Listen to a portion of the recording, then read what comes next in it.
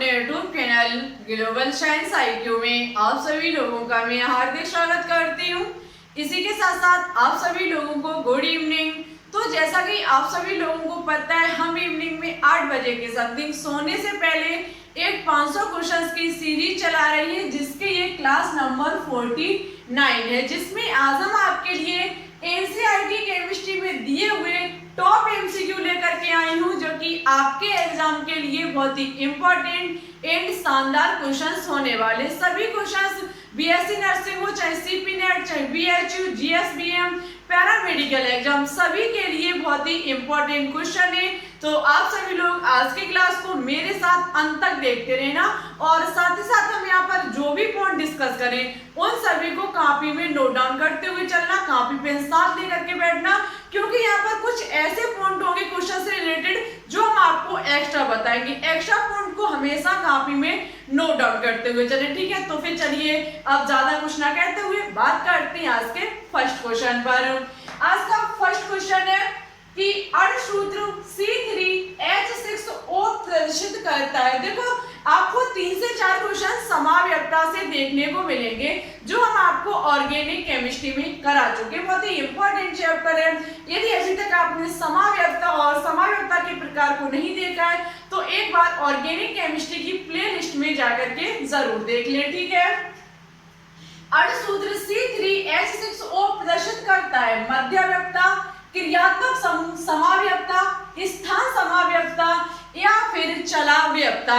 तो देखो, बात की जाए C3H6O, सबसे पहले आपको पता होना चाहिए समाव्यक्ता के बारे में, जिनका अणुसूत्र तो समान होता है, परंतु संरचना सूत्र में भिन्नता पाई जाती है या फिर अंतर होता है, ठीक है। जैसे कि यहाँ पर बात की जाए तो इस C3H6O को हम कितने चीजों में, कितने तरीके से इसका संरचना सूत्र बना सकते हैं। जैसे कि इसे हम लिख सकते हैं CH3CH2OH, ठीक है। हम इसे इस प्रकार से भी लिख सकते हैं। साथ ही साथ हम इसे CH3 single bond O single bond O CH3 भी लिख सकते हैं। आप देख सकते हैं दोनों के अणुसूत्र समान है, परंतु अंतर किसमें? संरचना सूत्र में। आप देख सकते हैं, अगर गौर नजर डालें इस पर, तो आप देख सकते हैं इसमें OH single bond OH alcohol की समूह लगा हुआ है, जबकि यहाँ पर आप देख सकते हैं ईथर समूह जुड़ा हुआ है, ठीक है। इस दोनों में क्रियात्मक समूह के साथ साथ संरचना सूत्र में अंतर है, और लेकिन इसमें कार्बन नंबर देखी जाए, हाइड्रोजन की नंबर संख्या देखी जाए और ऑक्सीजन की देखी जाए, तो तीनों की समान है। मींस अणुसूत्र में कोई भी अंतर नहीं होगा, अंतर होगा संरचना सूत्र में। अब आप समझ सकते हैं यहाँ पर संरचना सूत्र में अंतर है, वो भी कैसा? क्रियात्मक समूह को लेकर के। यहाँ पर क्रियात्मक समूह आपका ईथर है और यहाँ पर आपका अल्कोहल ही है। कहने का मतलब है, जब क्रियात्मक समूह जिसका अणुसूत्र तो समान परंतु क्रियात्मक समूह में भिन्नता पाई जाती है, ऐसे समाव्यक्ता को क्रियात्मक समूह समाव्यक्ता कहा जाता है, ठीक है। ऑप्शन नंबर बी जो होगा वो इस क्वेश्चन का राइट आंसर होगा। यदि आप इसे और भी डिटेल से पढ़ना चाहते हैं तो आप समाव्यक्ता की क्लास को देख सकते हैं, ठीक है। आगे लिखा हुआ है कि यौगिक CH3O C3H7, आगे C2H5O C2H5 दर्शाता है। बहुत ही इंपॉर्टेंट क्वेश्चन। मध्यव्यक्ता, चलाव्यक्ता, श्रृंखला समाव्यक्ता या फिर प्रकाशिक समाव्यक्ता। यहाँ पर आपको 2 अणुसूत्र दिए गए हैं और पूछा गया है कि ये कौन सा समाव्यक्ता दर्शाते हैं। बहुत ही ध्यान से ऐसे क्वेश्चंस को आपको देखना पड़ेगा। देखो, सबसे पहले जब आपको चीज पकड़ में ना आए तो समाव्यक्ता को, जो संरचना समाव्यक्ता है, उसे 6 भागों में डिवाइड किया गया है। आप 6 को दिमाग में रख लीजिए, एक बार सभी को दिमाग में लेकर के आइए और उसको लेकर के इन जो भी आपको अणुसूत्र एग्जाम में दिया जाए उन पर आजमाने की कोशिश कीजिए। कहने का मतलब है, जो भी हमने आपको डेफिनेशन बताई, जैसे समझाने का प्रयास किया, आप उस चीज को लेकर के अपने माइंड में उतारें, ठीक है। साथ ही साथ जो यहाँ पर क्वेश्चन में अणुसूत्र दिया गया है उस पर वो चीज लगाने की कोशिश करें, उसे वहां आजमाने की कोशिश करें, क्या ये हो सकता है। इस प्रकार से भी आप ऐसे क्वेश्चंस को सॉल्व करेंगे तो ज्यादा वक्त नहीं लगेगा। जब आपको बिल्कुल भी समझ में ना आए, आप सोचो कि क्या करें, क्वेश्चन को छोड़ दिया जाए या फिर इसे करके कर दिया जाए, तो इसके लिए बस एक ही ट्रिक है, जो भी हम आपको 6 की जो डेफिनेशन बताइए कैसे समझाया है, इसे माइंड में बिल्कुल फिट कर लीजिए, ठीक है। इस तरीके से आपका ऐसा क्वेश्चन कभी नहीं छूटेगा। तो देखो बात की जाए यहाँ पर, तो नजर डाल सकते हैं दोनों में ईथर समूह लगा हुआ है, आप समझ सकते हैं इसमें भी O है और इसमें भी O है, दोनों में ईथर समूह लगा हुआ है। लेकिन बात की जाए इधर उधर की, तो यहाँ पर मेथिल समूह जुड़ा हुआ है और यहाँ पर आपका C3H7 प्रोपिल समूह जुड़ा हुआ है, ठीक है। यहाँ पर आपका एथिल समूह है और इधर भी आपका एथिल समूह है। लेकिन एक क्वेश्चन का बहुत ध्यान रखना, यहाँ पर दोनों पर ईथर समूह लगा हुआ है, ठीक है। आप इस चीज को देख सकते हैं। आप अपने दिमाग में याद दिलाइए कि मध्यावक्ता में हमने आपको बताया था कि क्रियात्मक समूह तो आपका समा रहेगा, लेकिन क्रियात्मक समूह के परिता लगे हुए एल्किल समूह में भिन्नता पाई जाती है। यहाँ पर ईथर दोनों में लगा हुआ है, लेकिन इसके परिता लगा हुआ एल्किल समूह, यहाँ पर मेथिल है तो यहाँ पर एथिल है, यहाँ पर प्रोपिल है तो यहाँ पर एथिल है, मींस एल्किल समूह में भिन्नता पाई जाती है। ऐसे समावयवता को मध्यावयवता कहा जाता है, ठीक है। आई होप आपको दोनों ही क्वेश्चंस अच्छी तरीके से समझ में आ चुके होंगे। चलिए अब बात करते हैं क्वेश्चन नेक्स्ट पर। मध्यावयवता किस श्रेणी के यौगिक द्वारा दर्शाई जाती है? बहुत ही इंपॉर्टेंट क्वेश्चन है। मध्यावयवता किस श्रेणी के यौगिक द्वारा दर्शाई जाती है? एल्डिहाइड, एल्कोहल, ईथर या फिर कार्बोक्सिलिक अम्ल। तो देखो हम आपको बता देते, मध्यावयवता की बात की जाए तो ये ईथर यौगिक द्वारा दर्शाई जाती है। ईथर के इसमें आपको ईथर समूह इसमें जुड़ा हुआ मिलेगा। जब आपको दो अणुसूत्र दे दिए जाए और दोनों में ईथर लगा हुआ हो, एल्किल को थोड़ा ध्यान में रखते हुए आप हमेशा याद रखना कि वहां पर मध्यावयवता ही होगा। ऑप्शन नंबर सी जो होगा वो इस क्वेश्चन का राइट आंसर होगा। नेक्स्ट क्वेश्चन है 1F। 1F का मतलब फेराइडे बराबर कितना होता है? 1 फेराइडे बराबर कितना होता है? आप समझ सकते हैं 96,500, 98,500, 96.500, 95,500। तो आपको पता होगा 1 फेराइडे बराबर जो होता है वो आपको बहुत ही अच्छे से पता होगा। 1 फेराइडे बराबर 96,500 होता है, ठीक है। ये अपने आपको शायद इलेक्ट्रोकेमिस्ट्री का चैप्टर, अब मुझे ध्यान नहीं आ रहा कि हाँ नेरेस्ट समीकरण, जो आपको नेरेस्ट समीकरण हमने पढ़ाया था उसमें 1 फेराइडे बराबर बताया था 96,500 होता है। ऑप्शन नंबर ए जो होगा वो इस क्वेश्चन का राइट आंसर होगा। एक बात और, आपको पता है हम 500 क्वेश्चंस की सीरीज चला रहे हैं। ये देखो 500 क्वेश्चंस की सीरीज और एग्जाम में अभी आने में ज्यादा वक्त तो नहीं है। अगर सितंबर लास्ट या फिर अक्टूबर के फर्स्ट वीक में आपका एग्जाम के फॉर्म आ सकते हैं सीपी नेट के, ठीक है। लेकिन आपको हम साथ ही साथ बता देते ये बात कि जो 500 क्वेश्चंस की ये सीरीज चल रही है इसमें ओनली 30 क्वेश्चंस और बाकी हैं। ओनली 30 क्वेश्चंस इसमें बाकी और हैं। आपके 500 क्वेश्चंस की सीरीज हमने कंप्लीट करा दी। आप विश्वास ना हो तो 1 से लेकर के जो भी 49 तक हमारी क्लास चल करके आई है सभी क्वेश्चंस को जोड़ लेना। आपको 1 लाइन क्वेश्चंस प्लस ये एमसीक्यू सभी क्वेश्चंस को ऐड करके आप देख सकते हैं। आपको 470 के समथिंग क्वेश्चंस देखने को मिलेंगे, लगभग 470 या फिर 460 के करीब हमने आपके क्वेश्चंस कंप्लीट करा दिए। अब आपके बचे 30 क्वेश्चन। 30 क्वेश्चंस ज्यादा से ज्यादा कोशिश हमारी रहेगी कि 2 वीडियो में कंप्लीट करा दिए जाएं। तो स्टूडेंट्स अब बताइए 500 क्वेश्चंस की सीरीज हमने कंप्लीट करा दी, क्या अब इसको यहीं पर समाप्त कर दिया जाए या फिर आगे बढ़ाया जाए? 500 क्वेश्चन सीरीज कंप्लीट हो चुकी है। अब इसके बाद क्या किया जाए? ठीक है, वैसे हमने तो कंप्लीट करा दी, आप चाहो तो 500 क्वेश्चंस का हमने बोल रखा है, लेकिन ऐसा नहीं है कि इसके बाद हम आपको क्वेश्चंस लगवाना छोड़ देंगे। इस 500 क्वेश्चंस की सीरीज में हम और क्वेश्चंस को ऐड भी कर सकते हैं। यदि आपकी इच्छा हो तो बता देना। देखो वैसे तो हमारा ये 500 क्वेश्चंस का टारगेट पूरा हुआ, ठीक है। तो हमारे पास सभी क्वेश्चंस की संख्या लिखी हुई है। हम यहाँ पर क्वेश्चंस की संख्या नहीं लिखते, लेकिन हम जहाँ भी कंटेंट बनाते हैं जिस बुक नोटबुक पर, वहाँ पर सभी के नंबर लिखे हुए हैं, ठीक है। ये हमारे इस प्रकार से क्वेश्चंस 460 से लेकर के 470 के बीच में कंप्लीट होते हैं, ठीक है। तो बताना इस 500 क्वेश्चंस की सीरीज को आगे बढ़ाया जाए या फिर यहीं पर रोक करके कुछ और स्टार्ट किया जाए, बताना। जैसा आप चाहो वैसा ही करेंगे, ठीक है। नेक्स्ट क्वेश्चन है कि मानक हाइड्रोजन विभव में हाइड्रोजन किसकी भांति कार्य करता है। जो मानक हाइड्रोजन विभव, मानक स्टैंडर्ड हाइड्रोजन जो आपका इलेक्ट्रोड है, उसमें हाइड्रोजन किसकी भांति कार्य करता है।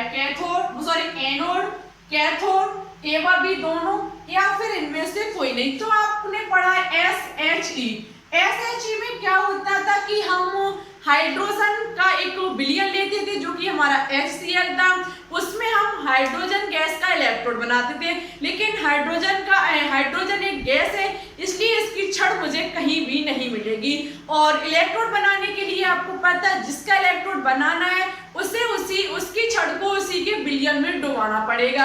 हमने जब HCl इसका हाइड्रोजन का विलयन ले लिया, लेकिन मेरे पास छड़ नहीं थी। छड़ ना होने के कारण हमने एक प्लेटिनम की छड़ को लटकाया, प्लेटिनम के तार को लटकाया और वहां से एक ट्यूब के सहायता से माध्यम से बंद ट्यूब के माध्यम से हमने हाइड्रोजन गैस को प्रवेश किया। प्लेटिनम हमारी एक अक्रिय छड़ थी, ठीक है, जो क्रिया नहीं करती थी, जिसके माध्यम से ऑक्सीजन हमारी अंदर गई। जो भी प्रक्रिया संपन्न होनी थी वो वहां पर संपन्न हुई। इस प्रकार से SHE मानक हाइड्रोजन विभव का हमने आपको चर्चा बहुत ही डिटेल से कराई थी। तो ये एनोड और कैथोड दोनों की भांति कार्य करता है, ठीक है। इसमें हाइड्रोजन गैस और HCl एनोड और कैथोड दोनों की तरह कार्य करता है। ऑप्शन नंबर सी जो होगा वो इस क्वेश्चन का राइट आंसर होगा।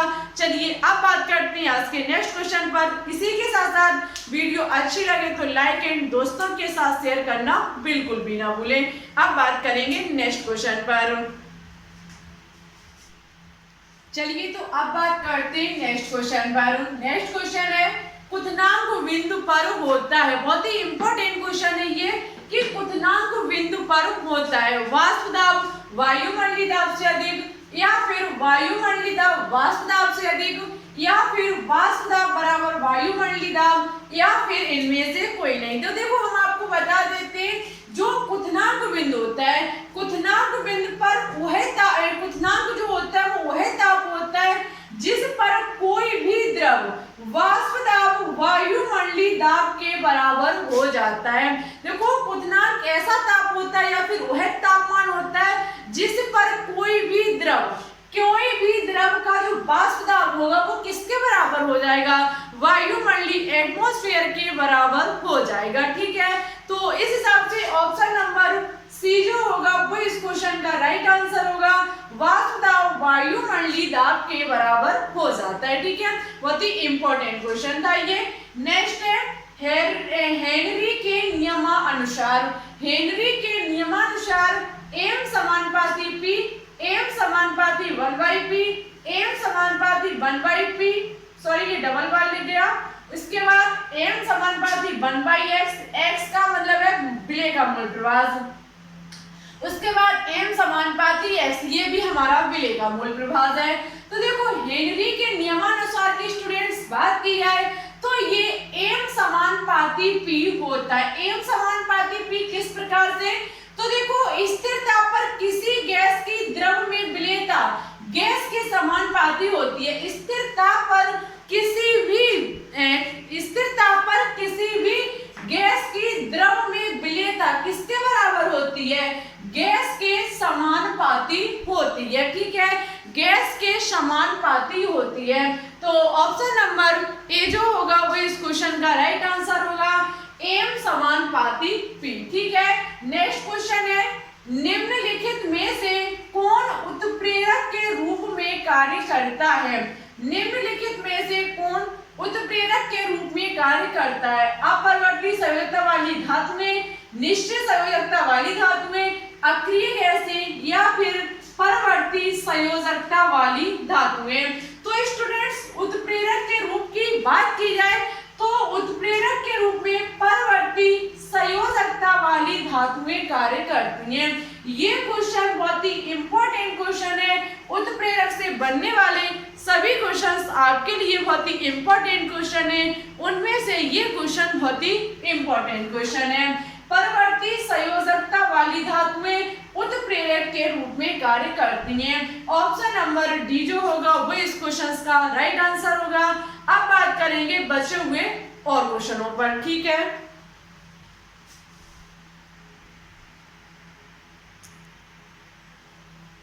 चलिए तो अब बात करते हैं नेक्स्ट क्वेश्चन पर। रक्त शुद्ध किया जाता है, बहुत ही इंपॉर्टेंट। देखो ये दोनों ही क्वेश्चन आपके एग्जाम के लिए बहुत ही इंपॉर्टेंट क्वेश्चन है, ठीक है। रक्त शुद्ध किया जाता है विद्युत परासरण द्वारा, अपोहन द्वारा, स्कंदन द्वारा या फिर छनन द्वारा। तो स्टूडेंट्स जो रक्त शुद्ध किया जाता है वो अपोहन द्वारा किया जाता है। अपोहन द्वारा किस प्रकार से? तो देखो अपोहन की क्रिया आपको पढ़नी पड़ेगी। अपोहन हम आपको पहले ही पढ़ा चुके हैं, तो आप हमारी केमिस्ट्री की टॉपिक वाली प्लेलिस्ट में जाकर के अपोहन बहुत ही अच्छे से पढ़ सकते हैं, ठीक है। ये सरफेस केमिस्ट्री का टॉपिक है छोटा सा, कि रक्त शुद्ध अपोहन के द्वारा किया जाता है। ऑप्शन नंबर बी जो होगा वो इस क्वेश्चन का राइट आंसर होगा। नेक्स्ट क्वेश्चन है कि स्वर्ण संख्या संबंधित है। स्वर्ण संख्या संबंधित है द्रव स्नेही कोलोइड से, द्रवरोधी कोलोइड से या फिर पायस से या फिर जेल से। तो देखो स्वर्ण संख्या इतने बिंदास तरीके से हमने आपको पढ़ाई थी कि इससे अच्छे से शायद आपने कभी नहीं पढ़ी होगी। देखो ये बहुत ही इंपॉर्टेंट है स्वर्ण संख्या। स्वर्ण संख्या द्रव स्नेही कोलोइड से संबंधित है। किस प्रकार से संबंधित है? तो मुझे कम से कम 15-20 मिनट लग जाएंगे समझाने में, ठीक है। तो इसलिए आप उसे अटेंड कर सकते हैं। एमसीक्यू का मतलब ये होता है कि यहाँ आप अपना मॉक टेस्ट देखते हैं कि आप कितने क्वेश्चंस राइट कर सकते हैं, ठीक है। तो ऐसा नहीं है कि हम सभी क्वेश्चंस को उससे बनने वाले टॉपिक को भी डिटेल से समझाएं। तो ये एमसीक्यू की क्लास 1 घंटे लगभग 1 घंटे से ज्यादा की बन जाएगी, ठीक है। तो यहाँ आपकी एक प्रकार की प्रैक्टिस होती है। साथ ही साथ आपको एक क्वेश्चन यहाँ स्क्रीन पर दिख रहा होगा। क्वेश्चन है कि हार्डी-सुलज़े नियम किस पर आधारित है? हार्डी-सुलज़े नियम कहते हैं। ये क्वेश्चन आपको हमारे इसका आंसर हमारे कमेंट बॉक्स में देना होगा। यहाँ स्क्रीन पर आपको अच्छी तरीके से क्वेश्चन दिख रहा होगा, तो आप इसका आंसर हमारे कमेंट बॉक्स में जरूर दें। जो स्टूडेंट इसका सही और अच्छे से आंसर देंगे नेक्स्ट क्लास में उनका नाम हम जरूर लेकर के आएंगे। पिछली क्लास की बात की जाए तो उसमें ओनली एक क्वेश्चन ने जो हमने एक क्वेश्चन होमवर्क में दिया था उसका ओनली एक स्टूडेंट ने राइट आंसर दिया, जिनका नाम है महेंद्र यादव, ठीक है। ओनली एक स्टूडेंट ने दिया, अन्य ना किसी ने दिया, ना ही देने की कोशिश की। वैसे वीडियो तो बहुत सारे स्टूडेंट्स ने देखी लेकिन आंसर किसी ने नहीं दिया। ये गलत बात है। आप आंसर दिया करें जिससे मुझे भी पता चले कि आपकी तैयारी कैसी चल रही है। इस क्वेश्चन का आंसर कमेंट बॉक्स में जरूर दें, इससे हमें भी पता चलेगा कि आप तैयारी किस प्रकार से कर रहे हैं, ठीक है। जो भी स्टूडेंट्स इस क्वेश्चन का आंसर अच्छे से सही से देंगे नेक्स्ट क्लास में उनका नाम हम जरूर लेकर के आएंगे। आज के लिए बस इतना ही। आज की क्लास अच्छी लगे तो प्लीज इसे लाइक एंड दोस्तों के साथ शेयर करना बिल्कुल भी ना भूलें। चैनल पर न्यू हो तो प्लीज इसे सब्सक्राइब करके बेल आइकन को प्रेस ऑल पर क्लिक कर लें, जिससे हमारी केमिस्ट्री का अन्य आने वाले कंटेंट का नोटिफिकेशन आपके पास सबसे पहले पहुंच सके। हमने देखा है लगभग 100 की बात की जाए तो उसमें 15% स्टूडेंट्स हमारी वीडियो को तो देखते हैं लेकिन चैनल को सब्सक्राइब करके नहीं रखते। तो देखो ये गलत बात है। किस चीज का इंतजार किए रखे हो आप? वीडियो को जब देखते हो तो सब्सक्राइब भी कर लें, इससे आपको ही आराम हो जाएगा। आप हमारे अन्य आने वाली वीडियो का यदि इंतजार कर रहे हो तो वो इंतजार आपका खत्म हो जाएगा। जैसे ही नोटिफिकेशन आएगा आपको पता चल जाएगा, ठीक है। चैनल को सब्सक्राइब कर लीजिए, बेल आइकन को प्रेस कर लीजिए, जिससे कि हमारी वीडियो का नोटिफिकेशन पहुंच सके। इसी के साथ वीडियो कैसी लगी ये जरूर बताएं, आंसर भी बताएं, और साथ ही साथ क्लास कैसी लगी, अच्छी लगी कि नहीं लगी, और प्लीज थोड़ा सपोर्ट कीजिए।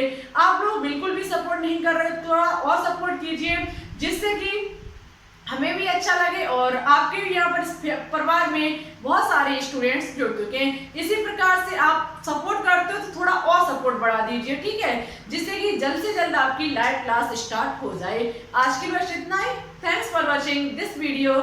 जय हिंद, जय भारत।